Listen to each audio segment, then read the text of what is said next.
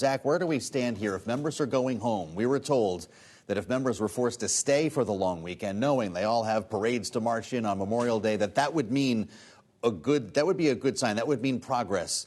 But they're all getting on airplanes tomorrow. So where are we? Well, Speaker McCarthy has promised his members that he would give them 72 hours to read whatever deal comes out of these talks between his top deputies, Congressman Garrett Graves, Patrick Henry, some of the Speaker's staff, and with the White House staff.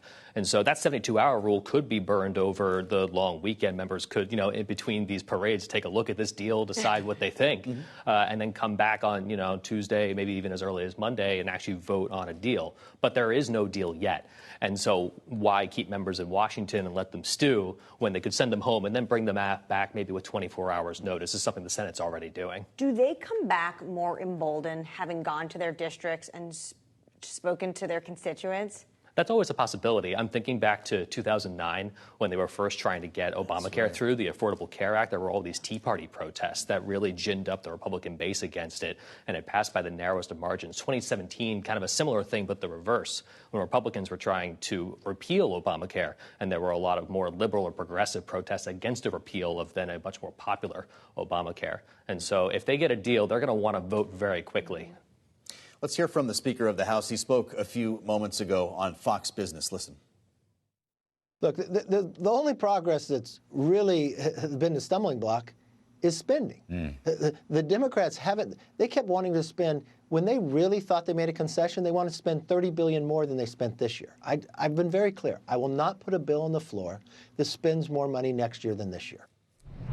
All right. So, Laura, what does that tell us? Because they were chewing over a lot of different things, from work requirements, clawing back COVID funding. If this actually is now coming down to spending levels, does that mean we're getting close? It certainly makes it easier to get a deal. Once you had 17 things on the board and then you move one thing, and the bill keeps adjusting and the goal lines keep adjusting. The fact that the negotiators met for about 4 hours today is a very good sign that they're getting down to brass tacks.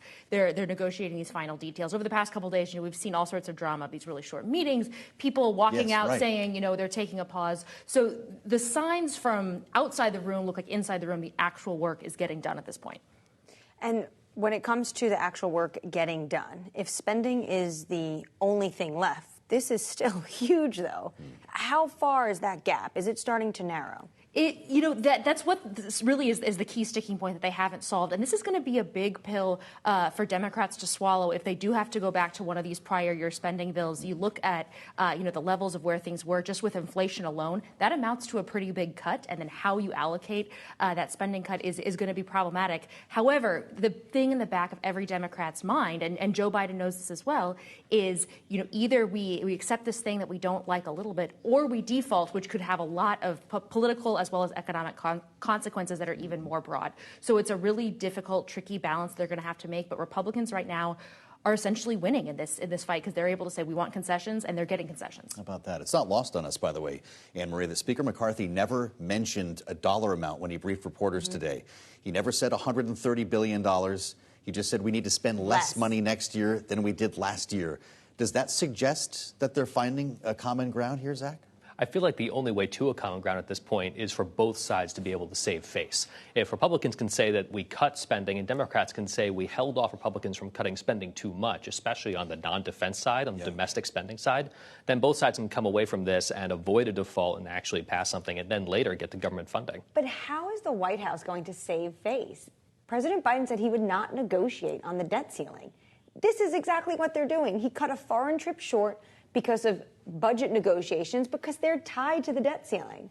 Which I think all matters right now as they're jockeying for an actual confines of the bill. I'm not sure that a year and a half from now, when we're talking about the 2024 elections, folks are going to be remembering that particular promise. But I do think probably where the end game here is they end up raising the debt ceiling or suspending it or something along those lines, and maybe Democrats spin it and say, all the spending conversations were about government appropriations, which do need to be done by September 30th to avoid a government shutdown, and typically where those conversations happen, as Democrats have always said would want to happen. So if they can sort of do a two-track negotiation in public that has been a one-track negotiation in private, that might be one way politically to save bill things. hits the floor. That's right. It's likely going to be all the language of raising the debt ceiling alongside fiscal spending cuts.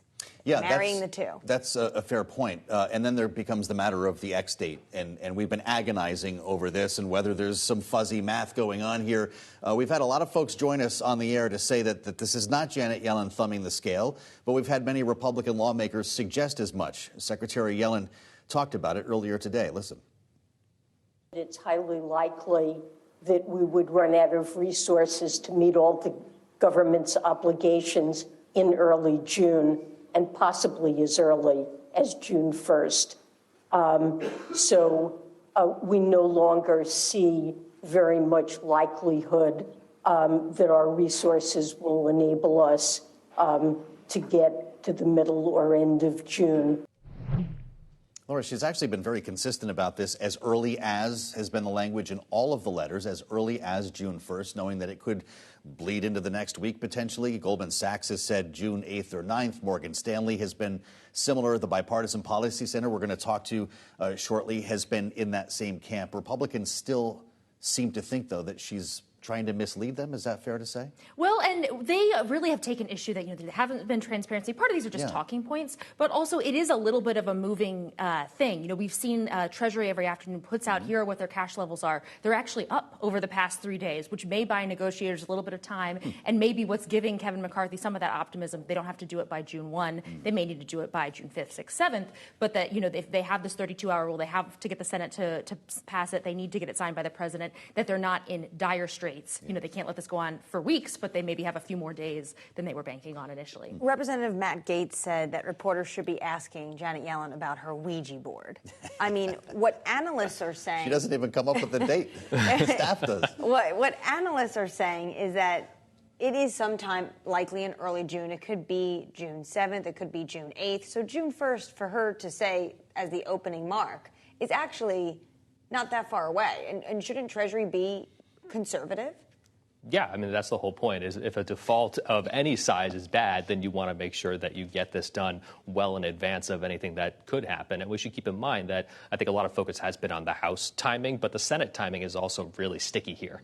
They have to get unanimous consent at this point to get something done by June 1st. And I'm not sure that's a given. There are going to be some members who are going to say, whoa, hold up, let's look at this deal. This came over from the House. We haven't had a say in it. Yeah. And so I think the Senate could take a couple of days to get this done as well. And so it's always been in both the Treasury Department's interest and in Congress's interest to try to get something done far in advance of June 1, just to avoid any procedural chicanery. It does seem like kind of a silly thing to be talking about at this point, to be debating whether it's the 1st or the 8th. We need to get it done now. And even if, Laura, the Senate is a rubber stamp here, it seems entirely likely, if not necessary, that there will have to be a short-term solution that comes with a deal, maybe follows a deal. Okay, we come to terms on things over the weekend. They're going to need 3-4 days, though, just to let the ink dry, let everybody read the bill and get to a vote, aren't they? It's certainly possible, and this happens all the time with various government spending deals. That they get the handshake agreement, but then they say, okay, well, get a quick CR so we can finish the job. Exactly. This is a little bit trickier just because this process has been so much more contentious. But remember, as Zach said, it goes over to the Senate. Any single one senator, it can be Rand Paul, it can be Mike Lee, someone who doesn't like this deal can hold it up for hours, and that's where things get really, really tricky. And you might have to do some tweaking. If the Senate tweaks, it has to go back to the House. It's really just a cumbersome process that they still have to get through once they actually get the deal.